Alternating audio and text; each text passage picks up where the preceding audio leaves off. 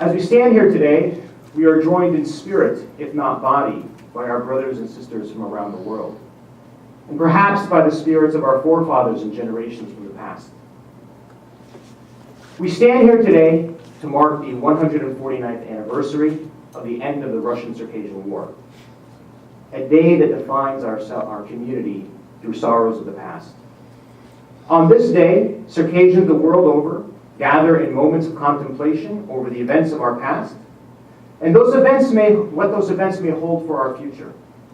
For some, it is a day of quiet contemplation, spent in private meditation. For others, it is a day of protest, an attempt to bring notice to our historical injustices. For others still, it is a day like any other, except for the deep burning question within their hearts and souls. I have no interest, desire, or right to place a label on today, nor do I wish to celebrate or admonish what others might do on this day. The fact is that today is a day that's owned by our nation as a whole and by each one of us as individuals. We all grieve in our own ways, and that is part of what today is all about. But it is more than that. I'd like to correct our younger speaker. It was actually George Santana who commented, "Those who cannot remember the past are condemned to repeat it." That is true, but those who do not plan for the future are condemned to live in the past. The truth is that our nation stands at a very unique moment in history, and we have some truly momentous decisions to make. We may decide to seize the day and chart our vision for the future, or we may decide to simply maintain the status quo and watch our nation continue to decline. It is true we have many challenges before us. Our people are separated by geography, time zones, geopolitical state boundaries, and economic, social, and educational disparities. But at the same time, our nation has never been so strong. We find ourselves in a golden age. Visa regimes have been relaxed. Air travel has never been less expensive. The internet has made communication cheap or free.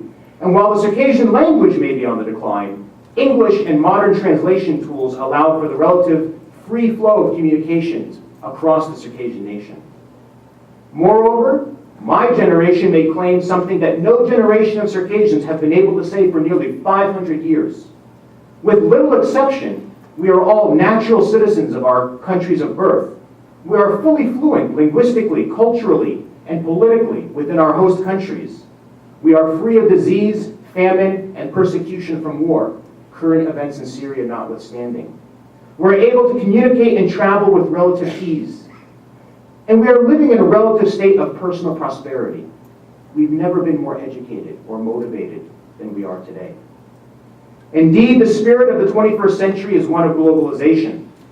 In simplest terms, globalization is about the search for greater prosperity and opportunities that require a geographical set of global individuals with shared culture, common vision, and a common language for the future. Corporations, institutions, and states all spend tremendous time, energy, and money attempting to develop these attributes. And yet these are the same attributes that can be used to describe the Circassian nation, for ours is a global nation. And despite the tragedy that has befallen our nation, we have benefited much from globalization. Today, we can find Circassians in countries around the globe, occupying every level of occupation and a worldview. Put simply, as a nation, we have benefited from the best that the world has to offer. And yet herein lies the paradox of our history and our future. A defining hallmark of our people is a characteristic that we call edigala. This translates roughly to ethos, or spirit. It is the spirit of our nation that is resident within each of our souls, and it is what makes us who we are. The source of power from which edigala flows has traditionally been the village of one's birth. Even today, as a third-generation diaspora living in the United States, when I travel to meet my countrymen around the globe, I am asked, "What village are you from?" But I am from no village. I was born in an urban city, like many of my generation. And as our people have benefited from the trend of globalization, we have left the villages for the cities in order to gain access to all the benefits the world has to offer. And this is the paradox that faces our nation today. As we gain more benefits from the trend towards globalization, we lose more and more of our identities. The village is incompatible with globalization.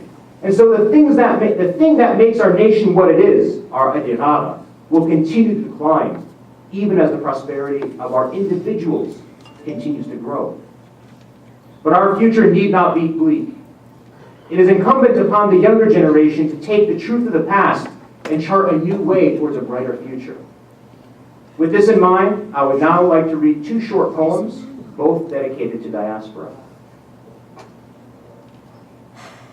Forgive my Kabardian, I'm still learning, but I'm going to go for this. Let me pull my notes. Nana. What's otherwise ala tsupur? Khupum shafazezekhu. Shipakam, ana dan shipushish mark hodan. She'aqam bezamahu, ushhamaqas yagatagufu. She'aqam bezani, nana, washku, aqzi khafu. Shehash yastabjur tanjizu, giziju wakhar taibshiftu. Habshikar tacha beraku. There's echa na por shafashu. Sinana, hafaze hakash, no bacha, was the kasher. Zayitch Maharzukur, Jara, was the ziffer. Apodakam ya akur hashimi, Sish hafam shaba or watcher.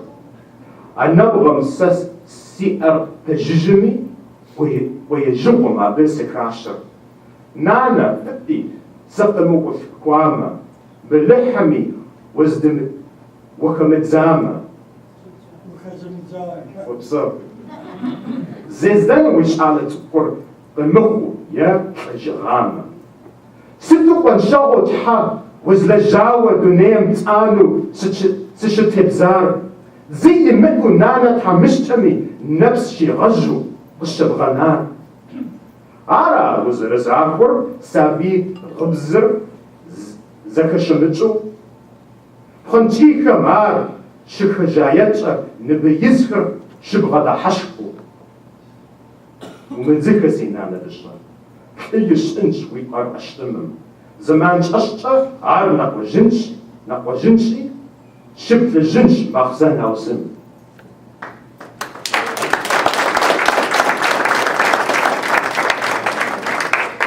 I'll now read this in English for those of you who couldn't make out what I was saying in Kabardian. The title of this poem is Mother. Nana, at the time that this poem was written, meant mother. It could also, in poetic license, mean motherland. So as you listen to the words in English, think of mother or motherland. Mother, do you know that your little boy is sullen along the shores of the sea, orphaned in foreign lands? He is howling at the great summits of his homeland. There is no day here when I might see the Mount of Happiness, Elbrus. There is no mother here who might lay hands upon my head like you, mother. Crawling the seabed, where ships creep and rumble towards the docks, where cargo is unloaded by shoulders, where faces are wiped with soiled scars. My mother, it is those heavy carriers who comfort me today. This poor little boy has no one, they say, as they lay their hands upon my head. Though their palms be rough, they feel soft and gentle upon my scalp. Though I am far from my mother's bosom, they save me from despair. Mother, it would have been better had you not borne me. Then would I not cause you any trouble. It would have been better had your little boy never had existed or to have died as an infant. What wrong have I committed toward thee, God, that thou hast set me naked upon this earth? Why hast thou forsaken my poor mother, guilty of nothing, her tears streaming all the time? Is that thy justice, that thou art deaf to a child's lamentation? That while he sleeps in refuse, thou let those who are well fed to laugh at him? Take heart, my dear mother. These tribulations shall make a man of your son. In short time he shall return and will once again see the Baksan Valley.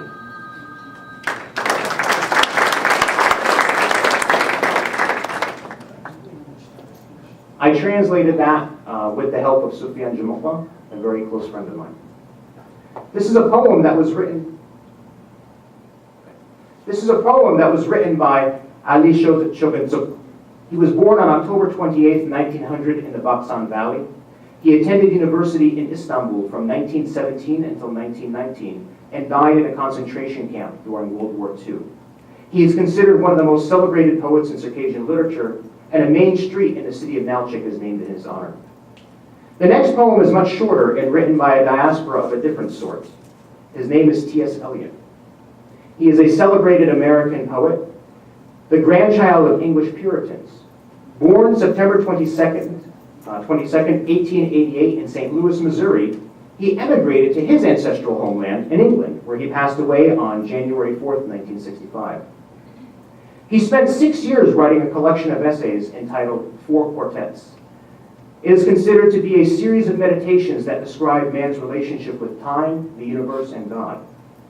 The following is a very short excerpt from his work, and as I leave you here today, I think these are the best words that we can use to commemorate this day. We shall not cease from exploration, and at the end of all our exploring will be to arrive where we started and know the place for the first time. Thank you very much.